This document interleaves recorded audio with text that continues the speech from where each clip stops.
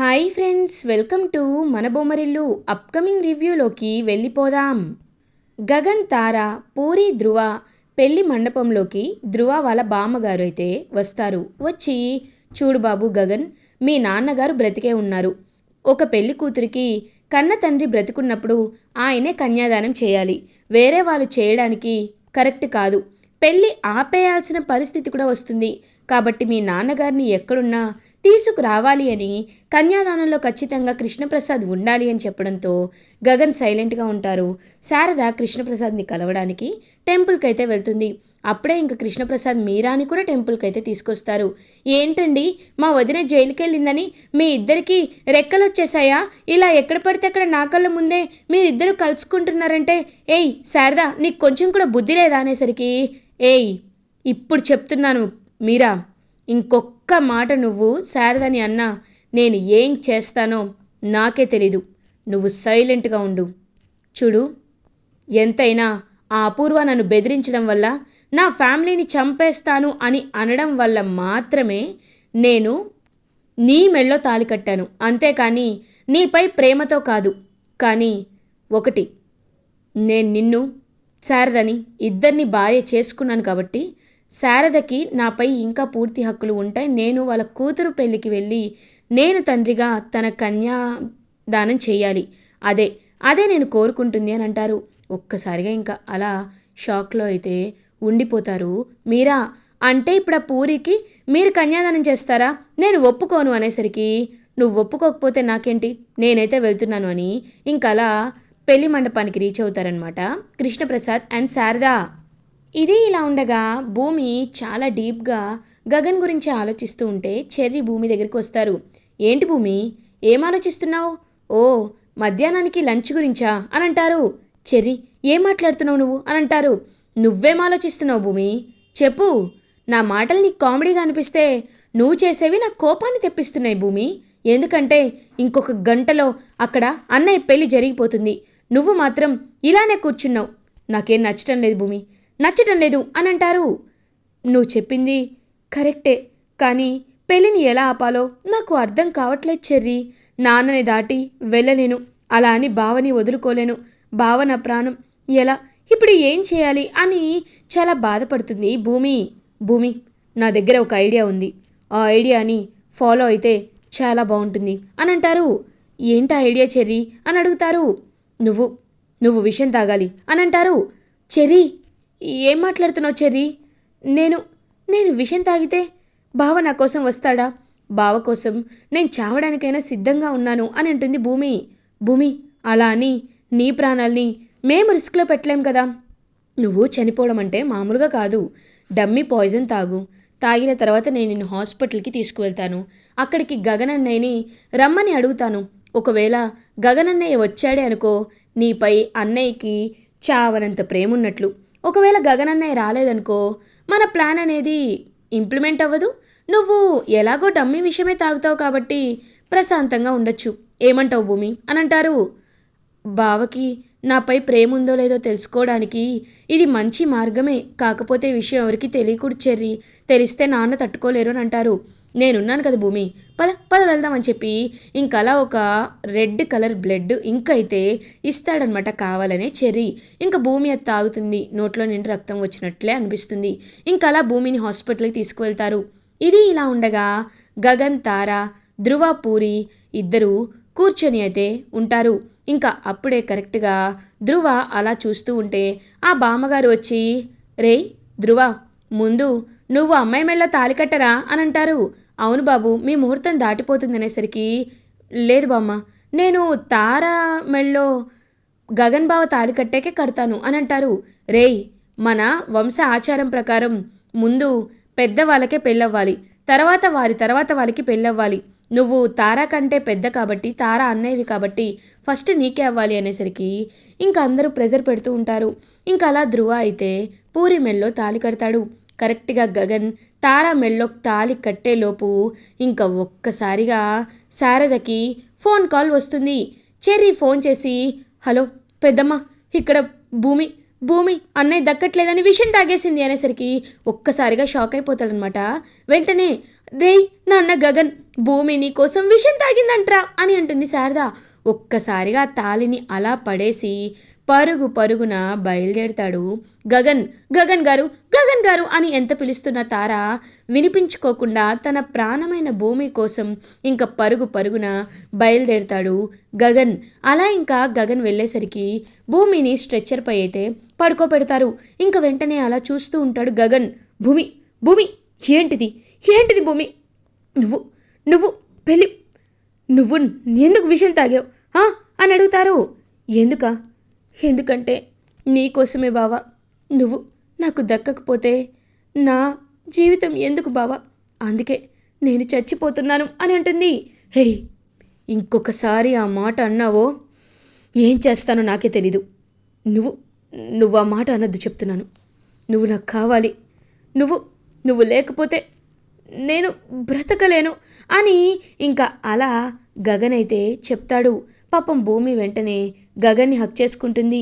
నీ మనసులో ఇంత ప్రేమ ఉన్నప్పుడు ఎందుకు బావా, ఎందుకు నిజాన్ని దాచిపెట్టావు, ఎందుకు నాపై ప్రేమని చంపుకొని ఆ తారాని పెళ్లి చేసుకోవాలనుకున్నావు, ఎందుకు అని అడుగుతారు.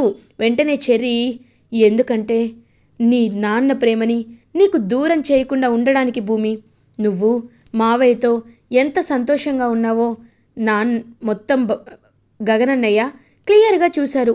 నువ్వు ఒకవేళ గగనన్నయ్య దగ్గరికి వచ్చేస్తే నువ్వు ఎక్కడ శరత్చంద్ర మావయ్యకి దూరం అయిపోతావోననే ఇదంతా చేశారు. ఇదంతా చేసింది అందుకే భూమి అని ఇంక చెప్పేసరికి భూమి గగన్ ఇద్దరు హ్యాపీగా హగ్ అయితే చేసుకుంటారు. ఇంకా అలా గగన్, భూమి, నేను నిన్ను వదిలిపెట్టి ఉండలేను, కానీ అక్కడ పూరి పెళ్ళి ఆగకూడదు. పూరి మెల్లో తాళి కట్టాడు, కానీ నేను ఇప్పుడు తారాని పెళ్లి చేసుకోను అంటే ఖచ్చితంగా పూరిని టార్చర్ పెడతారు. అలా జరగకుండా ఉండాలి అంటే ఏం చేయాలో నాకు అర్థం కావట్లేదు భూమి అని అంటారు గగన్. ఇంక వెంటనే, అంతే కదా బావా, నేనున్నాను కదా, నేను చూసుకుంటాను అని పైకి లేస్తుంది భూమి. ఒక్కసారిగా అప్పుడే వచ్చిన డాక్టర్, నర్సు అందరూ షాక్ అయిపోతారు. గగన్ కూడా అలా షాక్లో ఉండిపోతాడు. భూమి వైపు చూస్తూ ఉంటాడు చెర్రీ. భూమి, భూమి అని అంటాడు. ఏమైంది చెర్రీ అనేసరికి ఒక్కసారిగా తను ఆడుతుందంతా నాటకం అని గుర్తొచ్చి నోరు ఖర్చుకుంటుంది భూమి. ఇంక వెంటనే గగన్, అంటే ఇదంతా నాటకమా అని అడుగుతారు. మరి నేను దక్కించుకోవడానికి తప్పలేదు బావా అని అంటుంది. నువ్వు నువ్వు నిజంగా నిజంగా తల తక్కవే, నువ్వు తక్కవే అని చెప్పి గగన్ అయితే భూమిని హక్ చేసుకుంటాడు. పాపం శారద అదంతా చూస్తూ చాలా హ్యాపీగా ఫీల్ అవుతుంది. ఇప్పటికైనా వీడు నీ మనసులో ఉన్న కొండంత ప్రేమని బయటికి చెప్పాడు. నాకు చాలా సంతోషంగా ఉందమ్మా. నేనే ఆ ధ్రువ కాళ్ళైనా పట్టుకుంటాను, తారా గగన్ల పెళ్ళి ఆపేయమని చెప్తాను, నేనే బ్రతిమలాడుకుంటాను అని శారద వెళ్ళబోతుంటే వెంటనే భూమి, అయ్యో అత్తయ్య, అలాంటి వాళ్ళకి ఏం చెప్పాలో నాకు బాగా తెలుసు, నేనున్నాను కదా, నేను చూసుకుంటాను అత్తయ్య అని చెప్పి ఇంక వెంటనే భూమి అయితే ఒక ఓల్డ్ లేడీ గెటప్ అయితే వేసుకుంటుంది. భూమి, ఏంటిది అని అడుగుతారు గగన్. నువ్వు నా బంగారు భర్తవి కదా, నిన్ను దక్కించుకోవడానికి నేను ముసల్దాన్ని అవ్వాల్సి వచ్చింది బావా. నువ్వేం కంగారు పడద్దు, నా దగ్గర ఒక అదిరిపోయే ప్లాన్ ఉంది. అత్తయ్య, వాళ్ళ బామ్మగారు ఎవరో అని అంటారు. వాళ్ళ బామ్మగారు కాస్త చాదస్తం మనిషి భూమి అని అంటారు. అది చాలు మన వీక్ పాయింట్ పట్టుకోవడానికి, రండి రండి వెళ్దాం, ముందు నేను చెప్పే జాగ్రత్తగా వినండి అని భూమి ఒక ప్లాన్ అయితే చెప్తుంది గగన్ అండ్ శారదాకి. ఇంకలా గగన్ అండ్ శారద ఇద్దరూ పెళ్లి మండపానికి రీచ్ అవుతారు. అప్పటికే తారా, గగన్ గారు నన్ను వదిలి వెళ్ళిపోతారా, ఎంత ధైర్యం మీకు అని అంటుంది. భూమి పాయిజన్ తీసుకుంది అని తెలిసే వెళ్ళాను, ఇప్పుడు తను బాగానే ఉంది, అందుకే వచ్చాను అని అంటారు గగన్. ఓ అవునా, ఎక్కడ మళ్ళీ మాట తప్పుతారోనని భయపడ్డాను, ఇప్పుడు చాలా సంతోషంగా ఉంది అని ఇంకా చాలా హ్యాపీగా ఫీల్ అవుతుందన్నమాట. అలా తనైతే ఇంకా వెంటనే అలా అక్కడికి వచ్చి కూర్చుంటాడనమాట గగన్. అప్పుడే కరెక్ట్గా భూమి ఓల్డ్ లేడీ గెటప్లో అక్కడికి వస్తుంది. వచ్చి ఒక్క నిమిషం అని అంటుంది. ఒక్కసారిగా అందరు షాక్ అయిపోతారు. ఇంకా వెంటనే బామ్మగారి దగ్గరికి వస్తుంది భూమి ఓల్డ్ గెటప్లో. ఏమిటి, ఈ పెళ్ళిని జరిపిస్తున్న పెద్ద మనిషి మీరేనా అని అడుగుతారు. అవును నేనే, ఎందుకలా అడుగుతున్నారు అని అడుగుతారు ధ్రువ వాళ్ళ బామ్మగారు. ఏమిటండి ఈ విడ్డూరం? మీరు చూస్తుంటే సాంప్రదాయబద్ధంగా ఉన్నారు, చాలా మంచివారిలా కనబడుతున్నారు, మీ ఊర్లో సమాజంలో పేరు ప్రఖ్యాతలు ఉన్నవారిలా కనబడుతున్నారు, వీళ్ళని చూస్తుంటే కోటీశ్వరులా కనబడుతున్నారు. మరి ఇదంతా తెలిసి మీకు ఈ విషయం తెలీదా అని అంటారు. ఏ విషయం గురించి మాట్లాడుతున్నారు అని అడుగుతారు. ఏ విషయం అంటున్నారేంటండి? ఆల్రెడీ ఈ అబ్బాయికి పెళ్ళయింది. పెళ్ళవ్వడం మాత్రమే కాదు, ఇప్పుడు ఇతని భార్య ఇతని కోసం విషం కూడా తాగింది అని అంటుంది. ఒక్కసారిగా ఇంకా బామ్మగారు అయితే షాక్ అయిపోతారు. గగన్ కూడా అలా నిలబడి చూస్తూ ఉంటాడు. బామ్మ, నువ్వు వాళ్ళ మాటలేం పట్టించుకోవద్దు అని అంటారు. ఏమిటి ఏమిటి పట్టించుకోవద్దు? నేను చెప్పేది నిజం కాదా అమ్మాయి అని అడుగుతుంది. అంటే అది అని అనేసరికి, చెప్పవే, నిజంగా అబ్బాయికి పెళ్ళయిందా అని అడుగుతారు.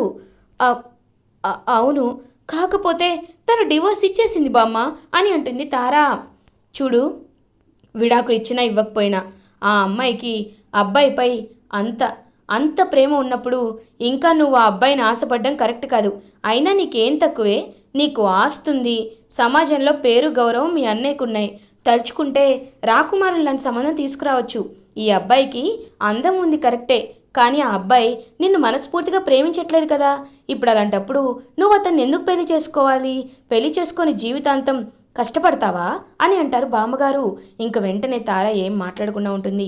అప్పుడే ధ్రువ వాళ్ళ బామ్మగారేమో, బాబు, నేను నిన్ను మనస్ఫూర్తిగా ఒకే ఒకటి అడుగుతున్నాను, చెప్పు బాబు, నీకు మా మనవరాలు తార అంటే ఇష్టమా అని అడుగుతారు. బామ్మ, ఇప్పుడు ఈ క్వశ్చన్స్ అని, నువ్వు నోరు మూసుకో, నేను ఆ అబ్బాయిని అడుగుతున్నాను, ఆ అబ్బాయి చెప్పు నువ్వు. బాబు చెప్పు, దైవసాక్షిగా చెప్పు, నిజంగా నీకు మా మనవరాలు తారా అంటే ఇష్టమా అని అడుగుతుంది. లేదు బామ్మగారు, నాకు నాకు నా భూమి అంటేనే ఇష్టం అని అంటాడు గగన్. అయిపోయింది, చెప్పేశాడు కదా ఈ అబ్బాయి అని అంటుంది భూమి ఓల్డ్ గెటప్లో.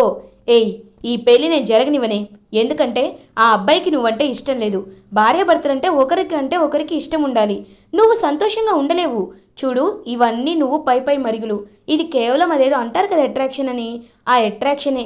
నీకు నిజమైన ప్రేమ అనేది త్వరలో పరిచయం అవుతుంది.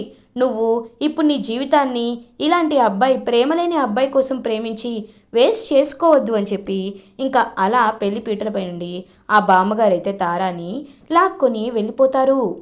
ఇంకలా తార పెళ్ళి అయితే ఆగిపోతుంది. బట్ ధ్రువ అండ్ పూరి పెళ్ళి అయితే జరిగిపోతుంది. ఇంకా పాపం గగన్ భూమి ఇద్దరు చాలా అంటే చాలా హ్యాపీగా ఉంటారు. ఇంకా శరత్చంద్ర అయితే మామూలుగా కూల్గా కూర్చొని ఉంటారు. అప్పుడే కృష్ణప్రసాద్ శరత్చంద్ర దగ్గరికి వచ్చి, నేను మీతో కొన్ని విషయాలు మాట్లాడాలి అనుకుంటున్నాను బావగారు అని అంటారు. ఏంటి కేపి, ఇన్ని రోజులు అపూర్వాన్ని నమ్మినందుకు నన్ను వెక్కిరించడానికి వచ్చావా అని అడుగుతారు. బావగారు, నేను మిమ్మల్ని ఎందుకు అవహేళన చేస్తాను? ఇన్ని రోజులు మీరు తనని చాలా గుడ్డిగా నమ్మారు, కానీ ఇప్పుడు తన గురించి మీకు అర్థమైందనే నేనైతే అనుకుంటున్నాను. ఆ అపూర్వ నన్ను బెదిరించడం వల్లే నేను మీరా మెడలో తాళి కట్టాల్సి వచ్చింది. కానీ ఒక్కటి మాత్రం మీకు నిజం చెప్తున్నాను, నేను నేను నిజంగా ఎలాంటి తప్పు చేయలేదు. మీరు అనుకుంటున్నట్టు నేను ఆస్తి కోసమైతే పెళ్లి చేసుకోలేదు, ఇది మాత్రం నిజం అని చాలా అంటే చాలా గట్టిగా చెప్పి అక్కడి నుండి వెళ్ళిపోతాడు కృష్ణప్రసాద్. నక్షత్ర ఇదంతా వింటూ అలా ఇంకా సైలెంట్గా ఉండిపోతుంది. తన మైండ్లో కొన్ని ప్లాన్స్ అయితే వేసుకుంటుంది. ఇలా ఎపిసోడ్ ఎండ్ అవుతుంది. ఫర్దర్ ఎపిసోడ్ రివ్యూస్ ముందుగా మీకు కావాలి అనుకుంటే మా ఛానల్ని సబ్స్క్రైబ్ చేసుకోండి. Thanks for watching.